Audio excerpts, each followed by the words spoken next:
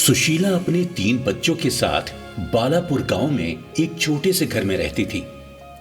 सुशीला के पति का कुछ दिन पहले ही निधन हो गया था। तब से सुशीला और उसके तीनों बच्चों के लिए जीवन बिताना बहुत मुश्किल हो रहा था। एक दिन सुबह सुबह माँ, मुझे बहुत भूख लगी है। कब तक हमें ऐसे भूखे रहना होगा? हाँ मेरी बच्ची, बस एक दिन और, फिर मैं तेरे लिए भरपेट भोजन ले आऊंगी। माँ, पिछले 3 दिन से आप यही बात कहे जा रही हो, पर अब तक आप हमारे लिए कुछ भी खाने को नहीं लाई। हाँ माँ, मुझे भी बहुत भूख लगी है। अब तो कुछ खाने को ला दो माँ, अब बर्दाश्त नहीं हो रहा। हे भगवान, अब मैं क्या करूं? 3 दिनों से तो मैं बच्चों को झूठी तसल्ली देती आ रही हूँ।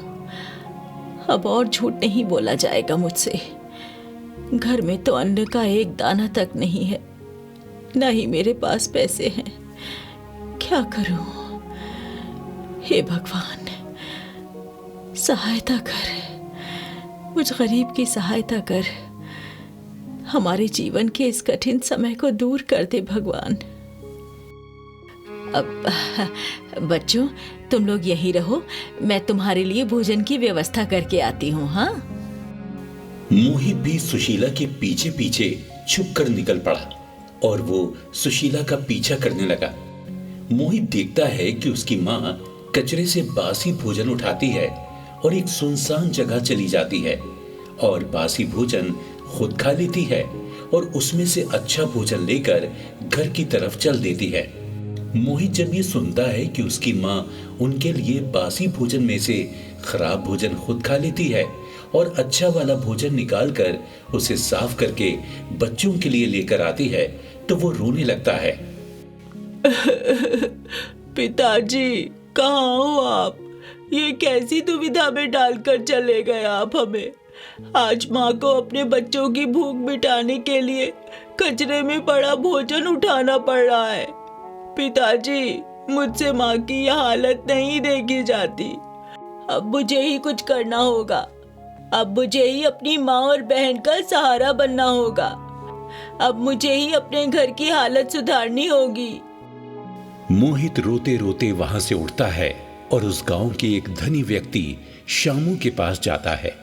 शामू के 2 खेत थे। शामू काका, मेरी सहायता कीजिए। हम बहुत परेशान हैं शामू काका। हमारे घर में अन्न का एक दाना तक नहीं है। अगर आप मुझे कोई काम दे देंगे तो मुझ गरीब पर आपकी बड़ी कृपा होगी। अरे बच्चा, तू रो क्यों रहा है? तू चिंता मत कर। अच्छा, मैं तुझे एक काम देता हूँ। तू इतनी सी उम्र का होकर अभी से अपने परिवार के बारे में इतना सोचता है। देख, मेरा एक खेत है जिसमें कुछ बड़े बड़े पत्थर जमीन में धंसे हुए हैं। तू वो पत्थर जमीन से बाहर निकाल दे, मैं बदले में तुझे बहुत सारे पैसे दे दूंगा, जिससे तुम अपना जीवन आराम से बिता सकते हो। मोहित शामू की ये बात सुनकर बहुत खुश हो गया और शामू के खेत में चला गया। उसके खेत में जमीन में धंसे पत्थर निकालने लगा। इधर सुशीला अपनी बेटियों से मोहित के बारे में पूछती है।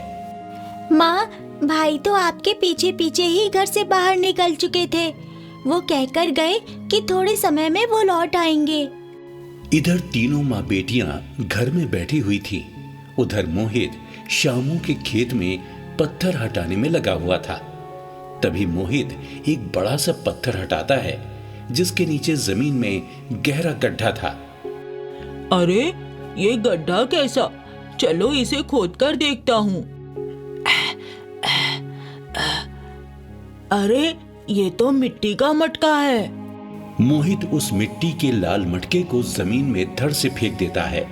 वो मटका जमीन पर गिरते ही टूटकर चकनाचूर हो जाता है। तभी अचानक वो मटका फिर से जुड़ जाता है। ये देखकर मोहित के होशो हवास उड़ जाते हैं। अरे, ये मटका तो मैंने फोड़ दिया था, फिर ये अपने आप कैसे जुड़ गया? मोहित ये चमत्कार देखकर हक्का बक्का रह गया। उसने उस लाल मटके को उठाया और अपने घर ले आया। सुशीला और उसकी दोनों बहनें जब वो मटका देखती हैं तभी मोहित उस मटके के चमत्कार के बारे में उन्हें बताता है। अरे मोहित बेटा, ये चमत्कार वगैरह कुछ नहीं होता, शायद वो तुम्हारा भ्रम होगा। लाओ, इस मटके को मुझे दे दो, मैं इसे धोकर इसमें पीने का पानी भर देती हूँ। हाँ। मोहित ने अपनी माँ की बात मानकर सुशीला को वो मटका दे दिया। सुशीला ने उस मटके को अच्छी तरह से धोकर उसमें पीने का पानी भर दिया। कुछ दिनों के बाद मोहित पानी लेने उस मटके के पास आया। जैसे ही उसने मटका खोला, मटके में रखा सारा पानी सोना बन चुका था। ये देखकर मोहित जोर से चिल्लाने लगा। अरे माँ, आपने तो इस मटके में पानी डाला था ना, फिर ये सोना कैसे बन गया? अरे बिटिया, मुझे तो कुछ समझ ही नहीं आ रहा, ये सब क्या हो रहा है। मैंने कहा था ना माँ आपसे, ये मटका चमत्कारी मटका है। मैंने जब इसे खेत में फेंका था तो ये टूटने के बाद अपने आप वापस जुड़ गया था। सुशीला ने उस मटके को अपने हाथ में उठाया। वो मटका बहुत भारी हो चुका था, इसीलिए वो सुशीला के हाथों से गिरकर टूट गया और उसमें से सोना बाहर निकल आया। मोहित ने उस सोने को अपने हाथ में उठाया, जो कई किलो वजन का था, जिसकी कीमत करोड़ों रुपए थी। मोहित ने जैसे ही वो सोना उठाया, तभी वो टूटा हुआ जादुई मटका फिर से अपने आप जुड़ गया और वापस मटके के आकार में आ गया। अरे अरे बेटा मोहित, ये सब क्या है? बेटा, मुझे तो बहुत डर लग रहा है। अरे माँ, इसमें डरना कैसा? ये देखिए माँ, ये सोना करोड़ों रुपए का है। अब से हमारा जीवन एकदम बदल गया माँ। अब हमारे जीवन की सारी समस्या दूर हो गई है। ये एक जादुई मटका है। देखिए, आज भगवान ने हमारी सुन ली और हमें इतना सब कुछ दे दिया। सुशीला ने मटके में फिर से पानी भरा, जिसके बाद वो पानी भी मटके में सोना बन गया। उस चमत्कारी मटके को देखकर सुशीला और सभी लोग बहुत खुश हुए। सुशीला के जीवन में अब कोई समस्या नहीं थी।